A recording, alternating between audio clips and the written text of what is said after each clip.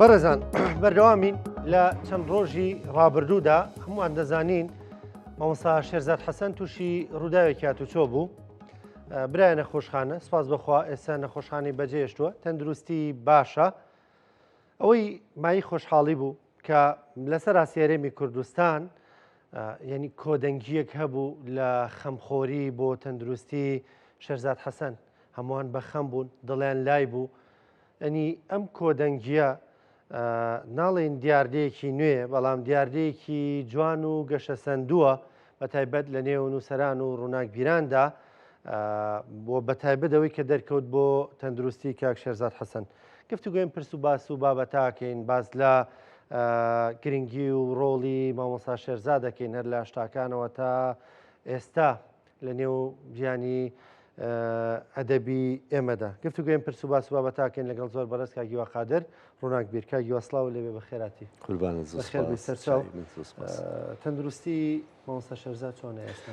شکر، ئێستا زۆر باشە. دیارە یەکەم ڕۆژ هەمومان زۆر ترساین. من خۆمێکێک بووم لەوانەی کە دەمەدەست چوومە خەستەخانە و لەوێ لە نزیکەوە دەستی کاک شێرزادم گرت و باش و شکر ناسیمیەوە و قسەم کرد، بەڵام بەجۆر لە جۆرەکان لە بەرەوەی تووشی ئەو شۆکە بوو نەیەزانی چی ڕوویداوە.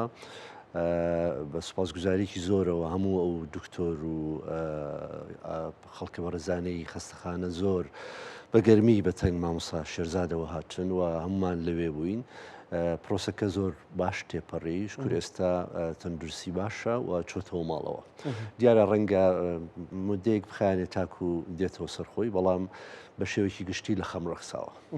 زۆر باشە. ئەوەی کە مەنی بینیمان هەر لە سەرەتای ڕووداوەکەەوە بڵاوبوونەوەی لە میدیا و لە تۆڕە کۆمەڵایەتیەکاندا ینی بەدەمەوە هاتنێکی زۆر هەبوو، خەمخۆریەکی زۆر هەبوو، کۆدەنگێکی زۆر دروست ببوو لەسەر تەندروستی کاک شێرزاد. وەکو ڕووناکبیرێک ئەم دیاردەیە چۆنە بینی؟ ڕاستیا ئەم دڵ لە دوویە بۆ کاک شێرزاد هۆکاری زۆرە. کاک شێرزاد لە ساڵانی هەشتایە کە وەکو دەنگێکی تایبەت وەکو چیرۆکنووسێک وەکو نووسەرێک دەرکەوت. ئێمە بێ بگەڕێنەوە بۆ ئەو ژینگە و مێژووی ئەو ساڵانەی کە کاک شێرزاد تیا دەرکەوت. ساڵانی سەرەتاکانی هەشتا بوو، دنیا دابەش بوو بن بەسەر بلۆکی شەرق و غەربە، بە جۆرە لە جۆرەکان کوردستان بوو بە ناوجەرگەی جەنگەکان، کورد وەکو ماسێکی سوور لەم دەریای ئاگرەوە بازیە بۆ ئەو دەریا، کوردستان بوو بە سژنێکی ئەوە. لە پاڵیشیا ئەدەبیاتی کوردی دابەش بوو بەسەر ئەدەبێکی ملتەزم و ئەدەبێکی ناملتەزم و بە جۆرە لە جۆرەکان ئەدەبیاتی کوردی بەرهەمێکی پێشکەشە کردین کە ئەبێ ئینسانی کوردی بەهێز بێ لە ژێر سێبەری ئایدۆلۆژیاکانە ئەدەبی کوردی ڕێیە کرد. کاتی کاک شێرزاد هات تەواو ئەو بەستەڵەکەی شکان، بە جۆرە لە جۆرەکان کەوتە ژێر تانۆچە شەرێکی زۆری هەم نووسەران هەم خوێنەرانەوە، زۆر جار بە برژوازێکی بچووک ناوزەندیانە کرد و هەندێک جار بە نووسەرێکی ناملتەزیم ناوزەندیانە کرد. بەڵام ئەو بوو بە یەکێک لە تاقانەترین نووسەری شاری بەمانای ئەوەی کە هەڵگری جۆرێک لە زمانێکی تایبەت لە دەرەوەی ئەو کۆدەنگیە زمانەوانەی کە هەبوو لە ناو چیرۆک و ئەدەبیاتی کوردیە. ئەوە وای کرد ئێمە هەمومان وەکو جیلێک کە تازە وردە و دارەدارەمانە کرد، کاک شێرزاد بوو بە مەسەلێکی ئەولیا بۆ ئێمە. ئەو توانی بە جۆرە لە جۆرەکانە توانین بڵێین نەشتەرگەریەکی قەیسەری کرد کە ئەدەبی لە ئیلتیزامە حیزبی و ئایدۆلۆژیەکە جیا کردەوە و بوو بە دەنگێک بۆ بیرکردنەوەی تاگەرایی لە خەمی ئینسان و ئەو تاقە نووسەر بوو کە باسی لە شکستی ئینسان و لە خەمی ئینسان و لە خەمی ئینسانی فەردەکرد کە تەواو جیاواز بوو، هەم زمانی هەم تەکنیکی گێڕانەوەی. ئەوە بۆ ئێمە بێئەندازە دەروێکی گەورە بوو. ئەتوانم بڵێم ئێمە لەو قۆناغەیە هەمومان لە ڕووی ئەدەبیەوە مناڵی شێرزاد حەسەنین. ئەگەر شێرزاد حەسەن لە ژیانی ئێمە نەبوایە ئێمە ڕەنگە نەمانتوانێت بەم جۆرە بەردەوامین. هەر یەکێک لە ئێمە کە نووسەرانی لە هەشتاکانەوە کە دەرکەوتو ئێستا بەردەوامە نووسێت. زۆر باشە. کاگیوە هەندێک وا باز لە شێرزاد حەسەن دەکەن، دەڵێن ینی عقلی نووسینی بیرکردنەوەکانی زۆر لە پێش سەردەمەکەی خۆیەوە بوو یانی ئەوەی کە ئەو قسەی لە بارەوە دەکرد تازە بوو نوێ بوو بۆ سەردەمەکەی خۆی نامۆ بوو بۆ ئەو سەردەما ینی ئەکرێ بڵین پێش سەردەمەکەی خۆی کەوتە بوو هەموو نووسەرە داهێنەرەکان پێش سەردەمی خوا دەکەون ئەمە حاڵتێکە کە ئەیبینی بۆ نمونە نالی پێش سەردەمی خۆی کەوتووە حاج قادر پێش سەردەمی خۆی کەوتووە گۆران کە دێت شاری کلاسکی تێگەشکێنێ و کێشی پەنجە دروستەکە و ئەبێ بە شاعیرێکی شاری و هەموو دەستەواژە شارەکانە گۆڕێ پێش سەردەمی خۆی کەوتووە شێرکۆ بێکەس بە هەمان شێوە کاک شێرزادیش بە هەمان شێوە ینی ئەو بەستەڵەکەی تێکشکان و بوو بە نووسەرەیەک کە تەواو جیاواز بێ ینی بوو بە دەریوەکی گەورە بۆ هەمومان هەم لە خەیاڵ و هەم لە بیرکردنەوەیە ینی هەموو ئەو نووسەرە داهێنەرانی کە دێن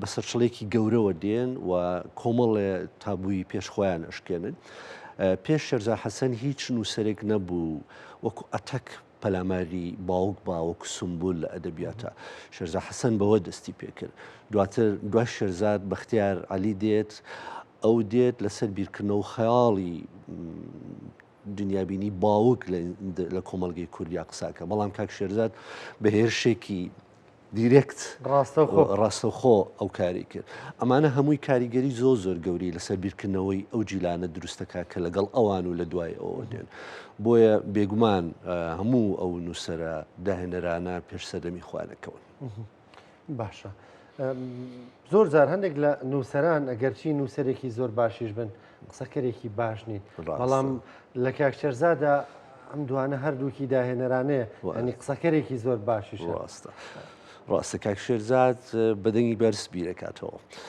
یەکێکە لەو نووسەرانەی جگە لەو لایەنەی کە لایەنی داهێنانە لە نووسینی چیرۆک و ڕۆمانی کوردیا کەسێکی بێ ئەندازە خەمخۆر و ڕەخنەگرێکی ڕژد و زۆر ئازایە و نمونەیەکی جوانە کە تاکو ئێستا نەکەوتۆتە ژێر سێبەری هیچ ئایدۆلۆژێتێک و حیزبێکی کوردی لە هەرێمی کوردستانە ئەو توانیوێتی زۆر بەدیقەتەوە ڕەخنا بۆ نمونە لە دۆزی ژنان بگرێ لە کوردستانە و لەسەر مەسەلەی ژنان قسە بکە لەسەر ئازادیەکانی تا قسە بکە ڕەخنە لە گەندەڵەکانی حیزب بگرێ قسە لەسەر خراپی پرۆسەی خوێندن و نەبوونی سیستەمێکی زانستی و نوێ لە کوردستانە قسە بکە هەموو ئەمانە بۆتە هۆی ئەوەی کە سەرمایەکی ڕەمزی بۆ خۆی دروستکە لە پاڵیشیا هێزێکی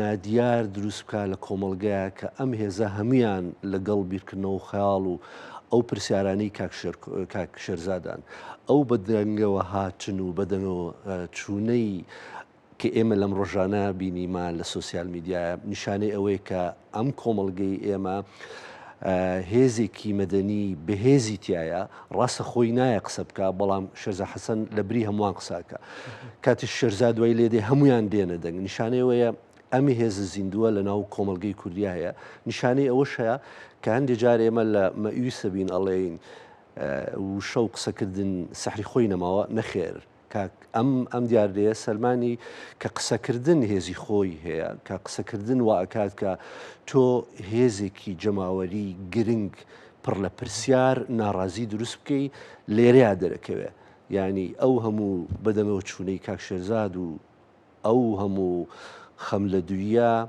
نیشانەی ئەوەیە کە هێزێکی مەدەنی گرنگ لە کۆمەڵگەی کوردیا هەیە هێزێکی ناڕازی پڕ لە پرسیار لە کۆمەڵگەی کوردیا هەیە کە ئەکرێ ڕەنگە ئەمە نیشانەیەک بێ بۆ حیزبی کوردیش بی لەو بکاتەوە چۆن بتوانێت ئەم هێزە بەکاربێنێ بۆ ئەوەی کە جارێک کەسە لە نوێ هەستێتەوە و بچێتەوە سەرپێی خۆی و ببێ بە هێزێکی مەدەنی و بتوانێت سوود لەمە ببینێت هەستەکەم هێزەی نێو کۆمەڵگا جۆرێک لەوەی وەلانراوە فەرامۆش کراوە وە گوێی پێنادرێ واڵەن هەر نەزانراوە هێزێکی لەم شێوەیە هەیە تا لە ڕووداوێکی لەم شێوەیە خۆی نمایشەکە؟ بێگومان جۆرێکە لە تێنەگەیشتن لە کۆمەڵگەی کوردی جۆرێکە لە درگنەکردن بەو هێزە لەلایەن زۆرینەی حزابی کوردیەوە ئەوە هەیە و گرنگی بەو هێزەمەدەنیە نادا کاکری و هێزەمەدەنیە بێ بە خوێنێکی تازە بۆ دووبارە زیندووبوونەوەی خۆی و گەشەکردنی. بەڵام بەدیوی کەشە ڕەنگە زۆر هێزی سیاسی لەو هێزەمەدەنیە بترسێ. ڕەنگە بەجۆرە لە جۆرەکان ئیسلامی سیاسی و حزبی ئیسلامی سیاسی لەو هێزەمەدەنیە بترسێ. بەڵام ئەمەش شەپازلەیەکی گەورە بوو لەو دنیابینیە ڕەشە کە بەشێک لە هێزی ئیسلامیەکان هەیەە. کەواتە هێزێکی مەدەنی گرنگ لە ناو کۆمەلگا هەیە، هەڵگری پرسیارە، هەڵگری ڕەخنەیە و هەڵگری هەموو ئەو دیدایە کە یەکێکی و نووسەرێکی وەکو کاک شێرزا حەسەن تەمسیلێکات. باشە کاگیوە زۆر زار باز لە دیاردەی شارچێتیە کرێ، یعنی هەندێک نووسەرمان هەن ینی ئەم قسە و باسە دیسانە وەلانێن بۆ نمونە لە کاک شێرزادە دەبینین ینی هەموو شارێک وەکو کوڕی خۆی تەماشای ئەکات. بێگومان لەبیر نەچێ هەموو داهێنەرەکان موڵکی مرۆڤایەتین. شێرزا حەسەن چەند موڵکی کووردە، موڵکی هەموو خوێنەرێکی جددیە لە دنیاە. زانی ئەمە هیچ پەیوەندی بە شارچێتیەوە نییە کاک شێرزاد خەڵکی کەرکووک بێ هەولێر بێ سلێمانی بێ. ڕێزگرتنە لە داهێنەرێک کە بە کوردی ئەنووسێەوە بە کوردی بیرەکاتەوە و لە خەمی دنیای کوردیایە لەبەرەوە هیچ پەیوەندی بە شارچێتیەوە نییە. بەڵام ڕەنگە بە جۆری لە جۆرەکان هەنێ خەسڵەتی تایبەت هەندێک شار هەیەی وەنێ شارێکی تر بە جۆری کە هەیەی ڕەنگە ئەوە هین بێ، بەڵام بە هیچ جۆرە پەیوەندی بەوە نییە. کاک شێرزاد سەرمایەیەکی گەورەی کۆمەڵگەی کوردیە لە هەموو ئاستێکە، لەبەرەوە خۆشویستن و پیشاندانی خۆشویستن بۆ کاک شێرزاد تەنها پیشاندانی گەورەی ئەو سەرمایە. باشە کاگیوە داپرسیارم ینی ڕووداوەکە بێگومان ڕووداوێکی ناخۆش بوو، بەڵام ئەم دیوەی تری کە ڕەنگە نووسەران بۆ خۆشیان ڕووناکبیران خۆشتان ینی درکتان بەو کاریگەریە نەکردبێ کە یان لاتان وا بێ کۆمەڵگەکەمان گەشتۆتە شوێنێکی تر سەبایەخی نەماوەکو پێشتر ئاماژەت پێکرد دیوێکی مەنی گەشت بدۆزینەوە لەم ڕووداوەیە بۆ ئێوەی نووسەران ڕووناکبیران کە جددیتر بن لە نووسین لەم بوارەی کاری تێدا دەکەن. ئێمە کە بە کوردیە نووسین هەڵبەت کۆمەڵگەی کوردی خۆمانە ناسین و ئەژزانین ئەو هێزە هەیە، بەڵام ئەو هێزە زیاتر ڕەنگە بۆ ئێمە نەبێ پیشاندانی بۆ خەڵکانی تر بێ کە پیشانی بدات کە بێگومان پای کولتوری پایەکی بەهێزە ناو کۆمەڵگەی کوردیە و ئەو سمبولە گەورانەی کە هەمانە وەکو نووسەرەکانمان کاریگەری گەوریان لەسەر کۆمەڵگەی کوردی هەیە بۆ ئێمە شۆک نین، بەڵام ڕەنگە بۆ کەسانی کە شۆک بن بۆ ئەو حاڵتە لەبرەوە هەمومان قەباری خۆمان ئەزانین وەژزانین کاریگەریەکانمان تا چه ئاستێت و تا کوێ ڕۆیشت و چ ڕۆڵێگە بینێ. بۆیە ڕەنگە ئەمە بۆ ئەو کەسانە گرنگ بێ کە نەیانزانی بێت ئەم کەسانە چەند گرنگن لە ناو کۆمەڵگەی کوردیە دەنا ئێمە تا ڕادێک هەسی پێکەین. سپاس کاگیوە، سپاس بۆ ئەمادەبوونت بە هیوای تەندروستی باش بۆ کاک شێرزاد و هەموو نووسەران و ڕووناکبیرانی دیکەی ئێمە زۆر سپاس بە هۆشداریکردن. خۆشەویستان بەرمەتی و کارانم بەرنامەی پرسە ڕۆژتان پێشکەشکرا تا پێتانەگەینەوە کاتێکی خۆش.